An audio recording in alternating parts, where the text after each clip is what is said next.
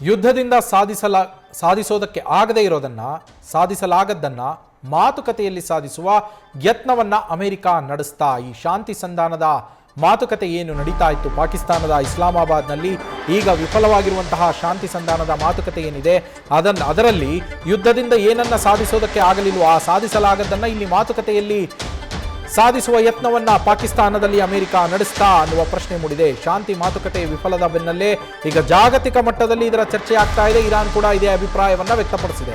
ಇರಾನ್ಗೂ ಮಾತುಕತೆಯ ವೇಳೆ ಇದೇ ರೀತಿ ಅನಿಸಿತ್ತು ಅನ್ನೋ ಮಾಹಿತಿ ಈಗ ಸಿಗ್ತಾ ಇರುವಂಥದ್ದು ಇರಾನ್ ನಿಯೋಗದ ಸನ್ನಿಹಿತದ ಮೂಲಗಳಿಂದ ಆಪ್ತ ಮೂಲಗಳಿಂದ ಲಭ್ಯವಾಗಿರುವಂತಹ ಮಾಹಿತಿ ಇದು. ಯುದ್ಧದಿಂದ ಪಡೆಯಲಾಗದ್ದನ್ನ ಯುಎಸ್ ಇಲ್ಲಿ ಪಡೆಯೋದಕ್ಕೆ ಯತ್ನಿಸಿದೆ ಅನ್ನುವ ಚರ್ಚೆ ನಡೀತಾ ಇರುವಂಥದ್ದು. ಇದು ಅಮೆರಿಕಾದ ಮಹತ್ವಾಕಾಂಕ್ಷೆಯ ಷರತ್ತುಗಳು ಅಂತೇಳಿ ಇರಾನ್ ಹೇಳಿರುವಂಥದ್ದು.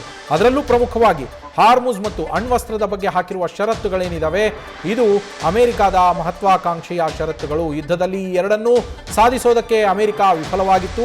ಹೀಗಾಗಿ ಮಾತುಕತೆಯ ಮೂಲಕ ಸಾಧಿಸುವ ಯತ್ನದಲ್ಲಿದೆ ಅಂತೇಳಿ ಇರಾನ್ ಅಭಿಪ್ರಾಯವನ್ನ ಪಟ್ಟಿತ್ತು ಅಂತ ಇರಾನ್ನ ಆಪ್ತ ಮೂಲಗಳಿಂದಲೇ ಈಗ ಮಾಹಿತಿ ಸಿಗ್ತಾ ಇರುವಂಥದ್ದು. ಇರಾನ್ನ ಅಭಿಪ್ರಾಯವೂ ಕೂಡ ಇದೇ ಆಗಿತ್ತು.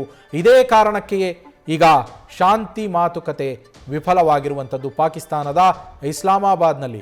ಪಾಕಿಸ್ತಾನದ ಮಧ್ಯಸ್ಥಿಕೆಯಲ್ಲಿ ನಡೆದಂತಹ ಶಾಂತಿ ಮಾತುಕತೆ ಏನಿತ್ತು ಅದು ವಿಫಲವಾಗಿದೆ. ವಿಫಲವಾಗೋದಕ್ಕೆ ಕಾರಣ ಅಮೆರಿಕಾದ ನಡೆ ಅಂತೇಳಿ ಇರಾನ್ ಹೇಳ್ತಾ ಇರುವಂಥದ್ದು.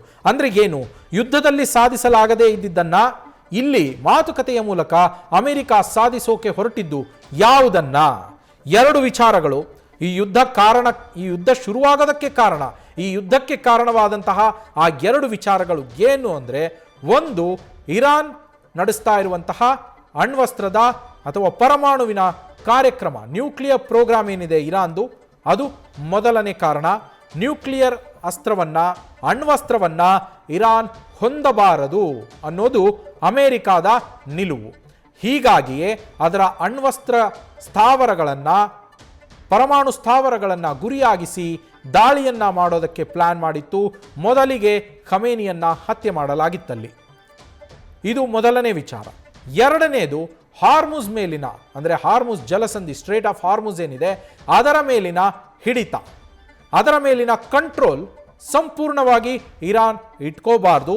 ಅಲ್ಲಿ ಫ್ರೀ ಮೂವ್ಮೆಂಟ್ಗೆ ಅವಕಾಶವನ್ನ ಕೊಡಬೇಕು ಅನ್ನೋದು ಅಮೆರಿಕಾದ ನಿಲುವು. ಈ ಎರಡೂ ವಿಚಾರಗಳ ಮುಂದಿಟ್ಕೊಂಡೇ ಅಮೆರಿಕ ಹಾಗೆ ಇಸ್ರೇಲ್ ಇರಾನ್ನ ಮೇಲೆ ಮೊದಲಿಗೆ ಯುದ್ಧವನ್ನು ಶುರು ಮಾಡೋದು. ಆದರೆ ಈ ಎರಡೂ ವಿಚಾರಗಳನ್ನೂ ಕೂಡ ಸಾಧಿಸೋದಕ್ಕೆ, ಯುದ್ಧದಿಂದ ಸಾಧಿಸೋದಕ್ಕೆ ಅಮೆರಿಕಕ್ಕೆ ಸಾಧ್ಯ ಆಗಲಿಲ್ಲ. ಅಣ್ವಸ್ತ್ರ ಕಾರ್ಯಕ್ರಮವೂ ನಿಂತಿಲ್ಲ, ಹಾರ್ಮುಜ್ನ ಹಿಡಿತವನ್ನು ಬಿಟ್ಟುಕೊಡ್ತಾ ಇಲ್ಲ ಇರಾನ್. ಈ ಕಾರಣಕ್ಕೆಯೇ ಮಾತುಕತೆಗೆ ಬಂದರು. ಮಾತುಕತೆಯಲ್ಲೂ ಅವರ ಪ್ರಮುಖ ಕಂಡೀಷನ್ಗಳಾಗಿದ್ದು ಈ ಎರಡೇನೆ.